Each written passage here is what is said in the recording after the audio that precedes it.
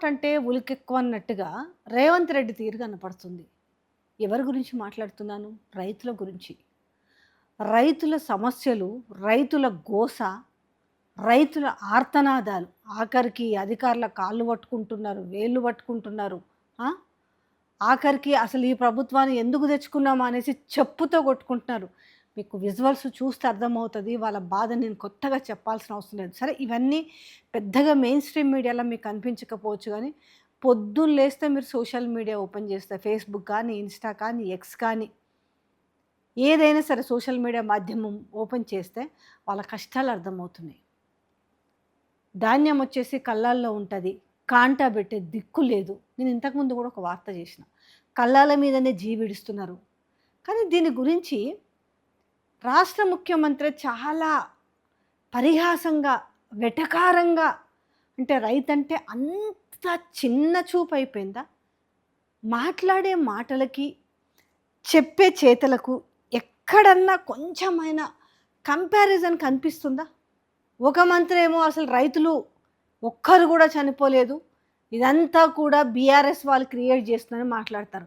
అరే మీరు తినేది అన్నమే గదా! ఆ రైతులు పండించిందే గదా! మరి మీరేం అశుద్ధమైతే తింటలేరు గదా! నేను ఇంత అగ్రెసివ్‌గా ఎందుకు మాట్లాడుతున్నా అంటే రైతుల గురించి గంత చులకన చేసి మాట్లాడడము మీకది భావ్యమా? అదే రైతులను అడ్డం పెట్టుకుంటారు, అధికారంలోకొస్తారు. వరంగల్‌లో రైతు డిక్లరేషన్ సభ అని చెప్పేసి పచ్చి అబద్దాలాడి తడి గుడ్డలతోటి అలా రైతుల గొంతు కోస్తున్నారు. ఇలా మీరు కాదా వాళ్ళ మరణాలకు కారణము? మీదికెళ్ళి వాళ్ళు వాళ్ళు మరణించిరని చెప్పేసి వాళ్ళు పలకరించడానికి పోతే నవ్వుకుంటూ చనిపోయిన వాళ్ళ దగ్గరికి పోయి సెల్ఫీలు దిగిరని మాట్లాడుతూ మళ్ళా వాళ్ళ కుటుంబం కూడా కాదు వాడి కుటుంబము వాడు వీడు అని వెటకారంగా మాట్లాడుతూ మరణం గురించి అసలు ఎందుకు జరిగింది?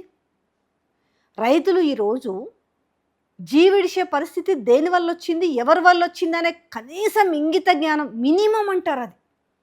అక్కడ మైక్ ముందల కూర్చొని మీరు తినే పోనీ మీరు ఏసీ రూమ్‌లల్లో మంచిగా సల్లగా కూర్చొని సమీక్షలు పెడతారు. ప్రెస్ మీట్లు పెడతారు. కానీ వాళ్ళ గోస మీకు తెలవకుండా లేదు గదా! తెలుసనడానికి మీరు మొన్న ప్రెస్ మీట్‌లో మాట్లాడింది అర్థమైతుంది గదా! చచ్చిపోతేంది? అయితే చచ్చిపోతారు. అసలు రైతులు మరణించడమే మీ నోట్లోకెళ్ళి ఆ మాట రావడమే దౌర్భాగ్యము. ఆ పరిస్థితి రాకుండా చూసుకోవాల్సిన బాధ్యత ప్రభుత్వానిది గదా! ఇక ప్రభుత్వాలను ఎంచుకుంటున్నది ఎందుకు ప్రజలు?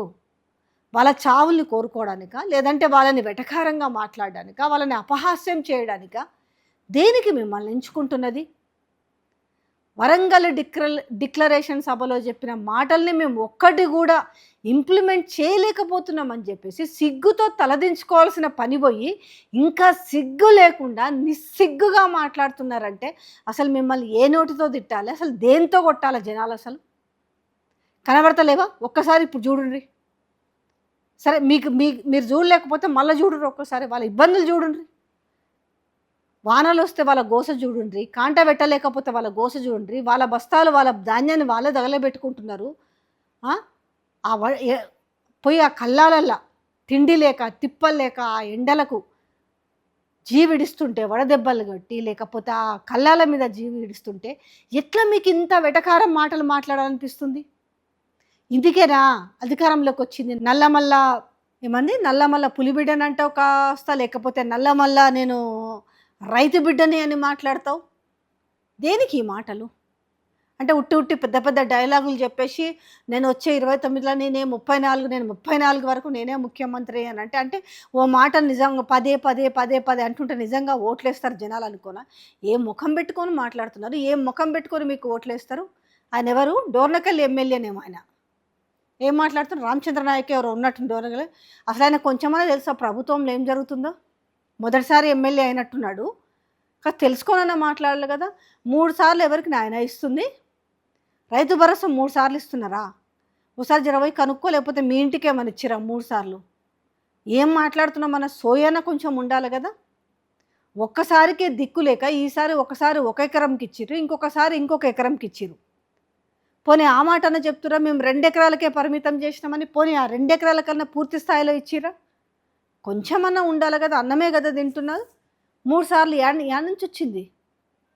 ఒక్క పంటకి దిక్కు లేదు. మీరు 3 సార్లు రైతు భరోసా ఏస్తున్నారు. నోరా? లేకపోతే మోరా? తెలుసుకో అసలు ఏం జరుగుతుంది? ప్రజలు నీ కాన్స్టిట్యున్సీలో ప్రజలు ఎట్ల ఇబ్బందులు పడుతుర్రో తెలుస్తలేదా? పోనీ మీ జిల్లాల రైతులు ఏ రకమైన ఇబ్బందులు పడుతుర్రో తెలుస్తలేదా? అంటే అదే 100 గొర్రెల్లో గొర్రెలాగా మీరు కూడా ఒక గొర్రెలాగా మాట్లాడుతున్నారు అనుకోవచ్చా?